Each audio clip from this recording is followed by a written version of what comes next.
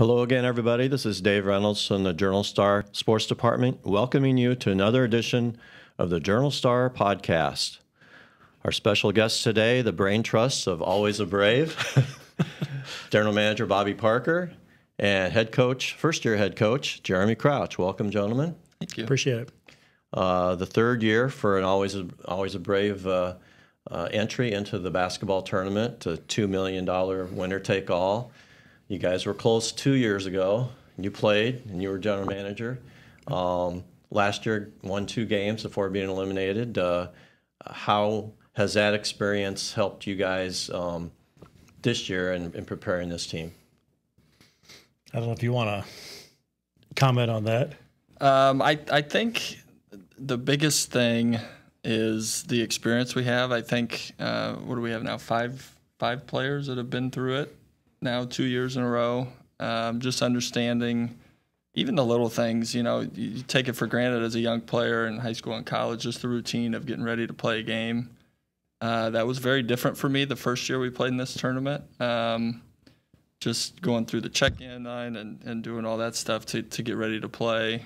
The way the warm-ups are set up, the clock, there's only 3 minutes of warm-up, but you get a secondary gym. So all of those things just in the preparation, having the leadership that we have on our team and the experience we have, I think will be helpful. And this year's roster is made up of a lot of the same guys from those first 2 years. The kind of the core group from your team, the Sweet 16 group, Marcellus, Somerville, DeAndre Ruff, and that group of guys. Most of them back. Tony Bennett. You got some new guys. You're breaking in this year, some younger guys. Give me your thoughts on the roster this year. Looks like you've added some size and some younger guys. Yeah, it's an interesting mix. I think we all felt like, as we progressed through this, everybody's 2 years older than they were the first time around. People have things going on in their lives, as well. So it's an interesting mix, I think, of that core group, still from the Sweet 16 team, as well as some younger players as well. Which I think was needed just from an energy level standpoint. But at the same time, first time with our team, but Zach Andrews from that Sweet 16 team is with us this year and has that experience of going through TBTs, played in it three times previously. So he has the TBT experience, but now the opportunity to reunite with his Bradley teammates. And then we added J.J. Twy as well from the Sweet 16 team, who's, I think most people know, is no longer playing basketball. Interesting. He might be the most interesting entry in the tournament in terms of his full-time job nowadays, but a detective with the Springfield, Missouri Police Department. But I think I think he's maybe the pleasant surprise of the camp in terms of what he's brought to the basketball floor. Mm-hmm. That wasn't necessarily why we added him to the team this year. But I think it was more of the bond with the guys and kind of bringing that element to the team, but I think he's been pretty good. And now with Walt Lemon not being able to play is you've already covered. Mm-hmm. He's probably going to have to play some minutes. Yeah. I think the most intriguing part of the guys that we've added are their athleticism and length. I think we brought in a lot of really long and athletic players. You said at the beginning, we're going to lean very heavily on Marcellus and Daniel. Mm-hmm. It's great as a coach to have Daniel as your point guard because he does a majority of the work on the floor. He is the epitome of the floor general you want with the basketball team. So we're going to lean very heavily on them, especially to score and to get us into some scoring actions and things like that. But the young guys that we've added are going to bring a lot of athleticism and length, but also Austin, I think, has a very natural knack to score the basketball. Jimmy Gavin, who we added, also has a pretty good knack to get the ball at the right position to be able to score as well. So I'm looking forward to it. I think we've got a very well-balanced team. I think the guys understand their roles already, which is pretty impressive, mm-hmm. And just is a testament to their professionalism as basketball players. And I should add, you guys open this weekend at the ungodly hour of 8:10 a.m. in Eastern Time, so that's 7:10 a.m. in Peoria. That's Saturday morning against the Primetime Players. First of all, playing that early in the morning, what's that going to be like? What are you expecting? Are guys going to be ready to go? I know both teams have to do it, Yeah. but that part of it, and then the primetime players. You know anything about them? I think the early morning thing, I don't know that I'm going to be able to tell you until we get there and see. Yeah. I was very encouraged. This came from the players. We had practice time scheduled at 5 o'clock all week, and they wanted to move it up to 8. So we've been practicing at 8 o'clock today and tomorrow. Friday will be fairly early as well. So I think they're trying to acclimate themselves to get to that. We had a really good workout today, really early. So hopefully that'll put us in a position to be successful. Mm-hmm. Primetime players, any scouting report yet? Well, I mean, we have a little bit. Matt Sally actually knows a lot of those guys and has actually played with a number of them. So there's a league in North Carolina very similar to the league that existed here in Peoria and Bloomington on a similar level. Okay. And that team has been the dominant team of that league for several years. And last year, Matt played with them before he came back to Peoria. So he's given us a little bit of a scouting report. And the three-peat champions of this tournament, the overseas, what are they called? Overseas Elite. They won 3 titles in a row. That's a lot of money for those guys. Yep. Have you seen them play? Have you guys seen their team play? What makes them so special? I've not seen them play much, just maybe a quarter when we were at the Final Four 2 years ago. I know Bobby's probably seen them a little bit more than me. They're just professionals that understand, again, their role. I know they got a new coach this year, so we'll see how that goes too. Yeah, I mean, at the end of the day, they're a group of professionals, and they don't play in the NBA, but they're high-level European professionals. It's my understanding they all share the same agent. I think their agent actually was the coach the last 2 years. Okay. I don't know, maybe he liked being undefeated and turned over the reins this year. But McCallum, that plays for them, I think the last 2 years has been like the highest scoring player in Europe. The kid from Detroit? Yeah. No, it's from Detroit. It's I get them confused. There's Eric McCallum, which I believe is the kid from Overseas Elite, but his brother plays in the NBA. Okay. For Portland, I believe. Okay. So he's a high scoring player, but they've got other scoring options, and it's just a group that meshed really well together from the beginning, and they figured out how to do this because they've won it one and one and one. Yeah. Jeremy, your first time as head coach of the group. Obviously, you know these guys well. You played with a lot of them. You've been a coach. You've been a head coach in high school. You're an assistant at Pekin now. How so far? I know you just had a few workouts, but how has this come together for you? Are you trying to install some of the things that A.J. Guyton did when he was coach? How's it gone so far for you? Hopefully it's gone pretty well. I think I have tried to follow a lot of the things that A.J.'s done. I think he did a tremendous job the last 2 years. Obviously, he had some coaching experience at a professional level with the team in the Quad City or in Bloomington Normal. So I've tried to model it pretty closely to that. Offensively, the basis of it is going to be very similar. We've got some different sets and actions and things like that that are a little bit different. But the practice schedule has been very similar. Just trying to tightrope the balance between getting the guys ready and in shape, which everybody comes in a little bit differently depending on their if they're playing or they've got a regular old job. But just trying to balance that between not pushing them too far and making sure that they're fresh and ready and sharp on Saturday. And Bobby, you mentioned Walt Lemon unable to play with the team because of his new contract with the Celtics, 2-way contract. That's a big loss, Walt. Just seeing him play in the summer league this year. I mean, his game has really come together. I mean, I know Bradley fans might remember him as a high-scoring, high-turnover guy, but he has calmed down and looks like his all-around game is there. Yeah, some of that I think is a little bit unfair. I mean, when you have to handle the ball as much as Walt had to handle it, and you had so much of the load on his shoulders the way he did when he was here, the turnovers were going to happen. Probably at a higher volume than everybody wanted, but you got to take the good with the bad sometimes. But haven't been around a player. But really, I've been around two players. I think over the last 10 years here at Bradley, who just really put in the work. Marcellus comes back every summer, and he's always in the gym. Comes up to Renaissance Coliseum, and puts his work in. And Walt does that his energy level is maybe someday his schedule will be a little bit more Marcellus's, but he came in, he played in a summer league game on Friday, the last summer league game on Friday. He was in Peoria Sunday and practiced with the team, and he was in the gym working out before we started the practice on Sunday.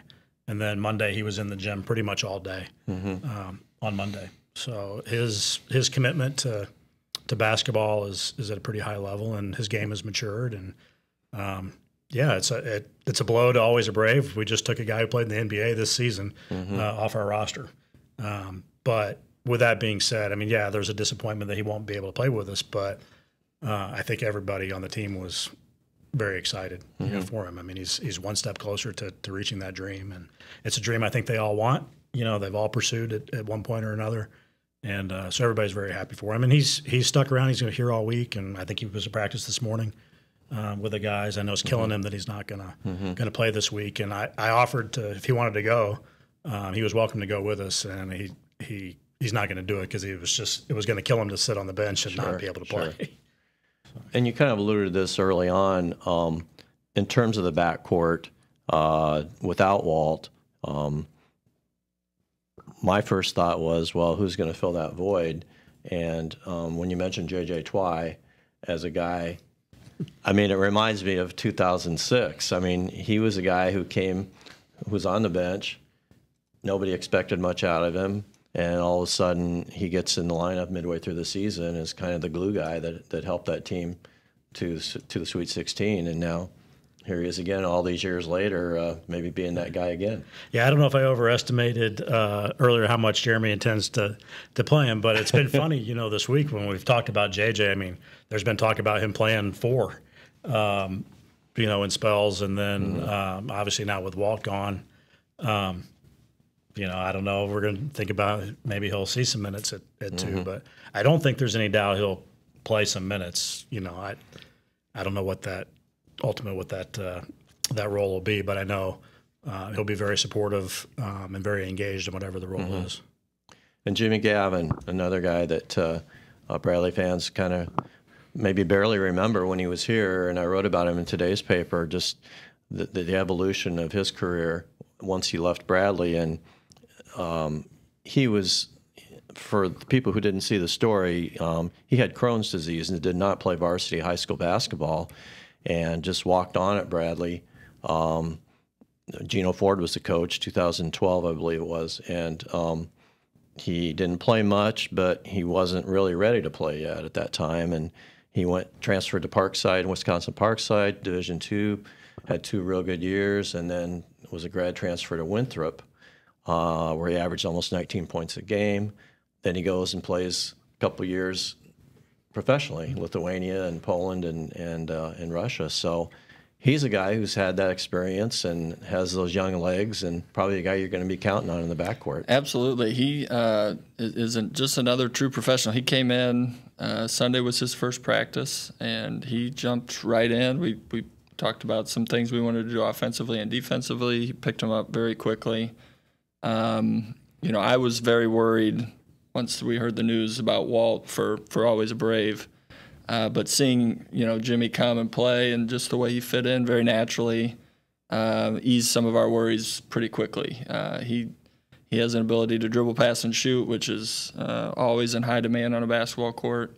He has a really good feel for the game and understands, and he really fit in very well with the pieces that we've already got in place.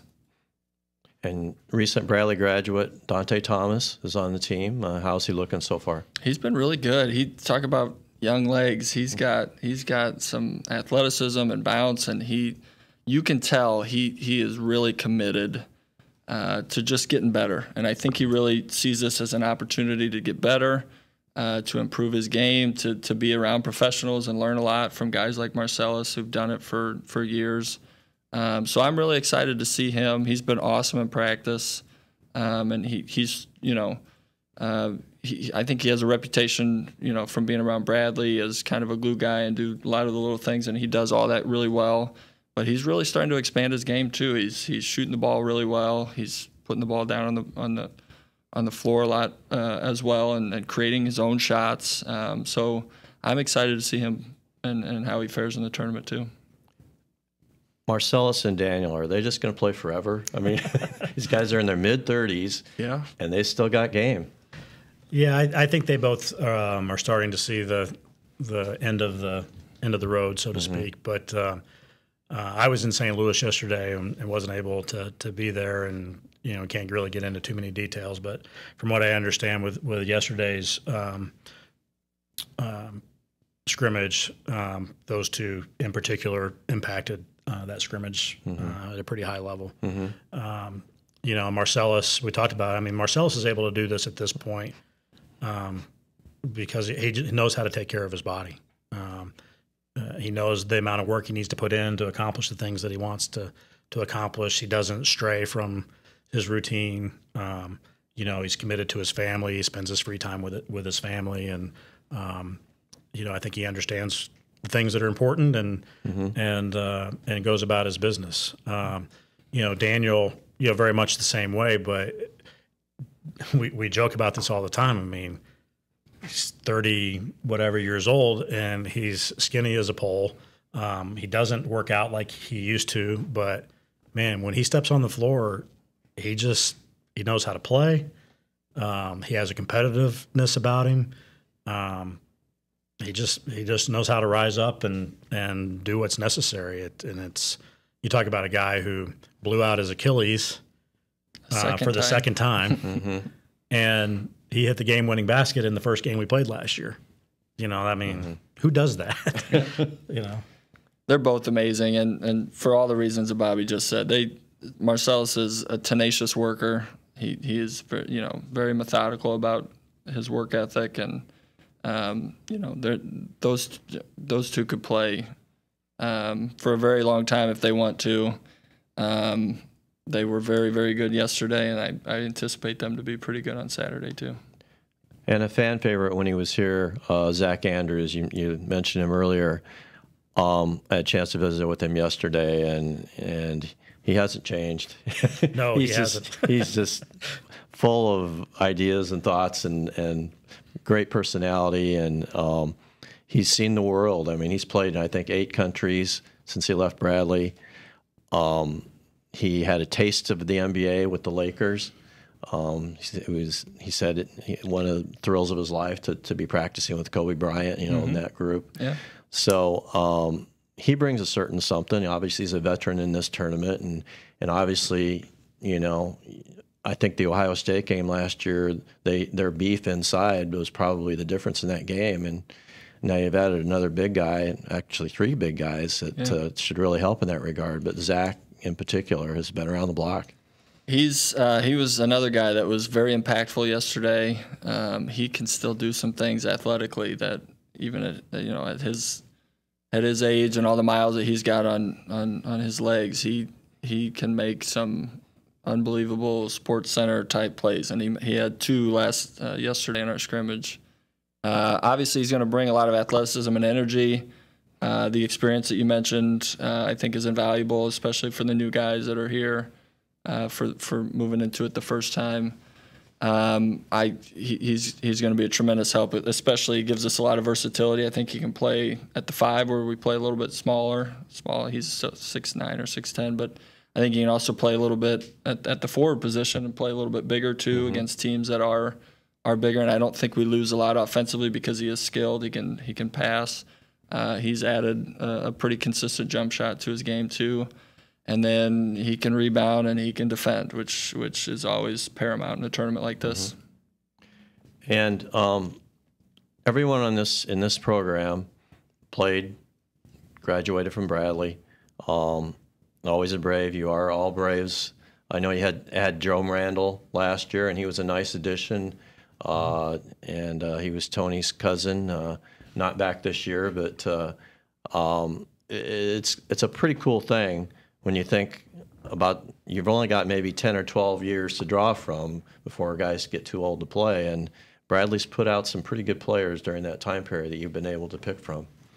Yeah, we really have. I mean, and like you said, all of these guys played at Bradley. They share that bond, and I think that's pretty neat as well. But they've all played professionally at some point, so they have that experience as well. But I picked Zach up at the airport the other night, and it was his first time back at Bradley since he started playing overseas. And, just the level of just excitement about being back and seeing the old buildings, but seeing the new buildings. I wish I could have been there yesterday. When first time he stepped into Renaissance Coliseum, his first time he'd ever been in the building. To see his reaction to all the new things. But I think every one of the players, Jimmy was only here for a year, but I think they all have a level of pride of having worn a Bradley uniform. Certainly a level of pride of owning their degrees from Bradley University as well. And, I think, quite honestly, that was one of the reasons why the team did so well 2 years ago. I think it was the bond of coming back together. But I think they all felt like they had something to play for that wasn't the $2 million prize. Ohio State, the #1 seed, I think, in your region, formidable foe, as we saw last year. Probably to get through that region, it's going to have to go through that team, I'm guessing. Yeah, I don't want to get ahead of ourselves. The region is pretty stacked, but I think we're seeing it every year. I mean, the tournament continues to get more and more attention. With basically all of the games covered in some form on ESPN and his family of networks. There's a lot of talent in the tournament. I am glad that Ohio State is not in our Columbus grouping. There is the potential for the Big X team, if we're able to get to the second round, does have a couple of Ohio State guys on that team. But I don't know how raucous the Capitol Center at Capitol University will be at 8:10 on Saturday morning without the Ohio State team there yet. They're going to be tough. The Marquette team's already advanced in the Northeast region, thankfully. They looked really, really tough. The UCLA team out west has been impressive. But the Ohio State team, we have a lot of guys back from our 2006 Sweet 16. I think it was their 2012 team, Sweet 16 team that was the matchup last year, and they have a lot of those same guys back. So, Right. Both Sweet 16 teams, but one 6 years younger than the other. Right. Right. Anything you want to add about what you've seen with the field, or? Just as Bobby said, it's definitely growing. There's, I think it's really, really, really cool that a lot of alumni teams are starting to get into it. I think Ohio State kind of experienced some of the things that Bobby was just talking about that we did 2 years ago, last year when they just first, got into the tournament.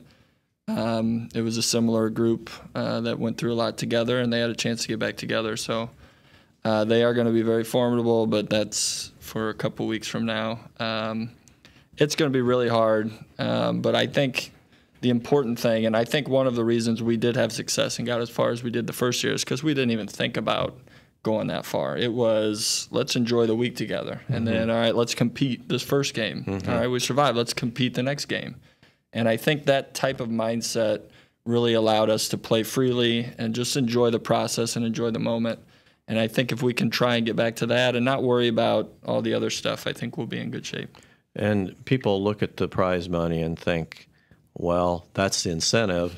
But as we've seen and as you guys have pointed out, probably the bigger prize for these guys is just being able to get back together, relive the old days. And as Zach described it to me, he said, it's like we never left, It's like this brotherhood, and we're all together. Yeah, it's one of my favorite weeks of the year, this week, because of just that. I mean, we go to dinner every night. We're with each other in practice, sometimes a couple times with some shooting stuff in the morning. So that part is definitely worth it. Honestly, the very first year, I didn't even think about the money until we had to sign a check the day before we played the Final Four game, right? You just don't even think about it because it's so far down the road. There's so many really talented teams. But this week is definitely worth it, just being back together. I'm really glad Zach and JJ are part of it this year because they get to experience it. They haven't quite had that feeling yet in this tournament. So I was really excited for that as well. And although you're a rookie coach, you got a pretty veteran guy sitting right next to you on the bench. Yeah. I don't want to let this pass without mentioning Chuck Bisher and the contributions he's made to this effort. Obviously, he has strong ties with Bradley as a graduate and a former coach. So has to be comforting for you to have him sitting next to you. Absolutely. He's been great. He's been great all 3 years. The one thing that he will never lose is his attention to detail and focusing on the little things. And that always adds up to really big things in the end. And we just had a little talk today about our scrimmage yesterday, and all of the things that he talks about are just really important things. And he just brings a lot of experience, which is invaluable. That brings us to the end of the show. I want to wish you guys all the luck in the world out there. I know you leave tomorrow, is that right? And the game, as we said, was at 7:10 a.m. Saturday on ESPN3, right? Yeah, Saturday, ESPN3. Yeah. And if you win, you play at 4 o'clock on Saturday? 4 o'clock on Eastern. Sunday? Yeah, 4 o'clock Eastern, 3 Central, and that game will be on ESPN2. Okay. All right. So watch Always a Brave and read the Journal-Star for the accounts of the game. Can I have one more thing? You certainly can. As long as we're talking about the TBT and telling, we should probably be wishing the Peoria All-Stars luck as well. They'll play Friday night. I don't know exactly their game time. I think it's 7 Eastern, I think that's right. At Capital University, but certainly we want to wish those guys well as well. Right. Glad you mentioned that. Willie Williams and his group, most of whom are from the Peoria area. They had solid high school and college careers, and most of us saw them play, so wish them the best as well. Yeah, it's pretty neat to have 2 teams from representing Peoria. Absolutely. Well, thanks again, gentlemen, for joining us. Okay. If you want to subscribe to the Journal-Star, give us a call, 309-686-3161. So long for now.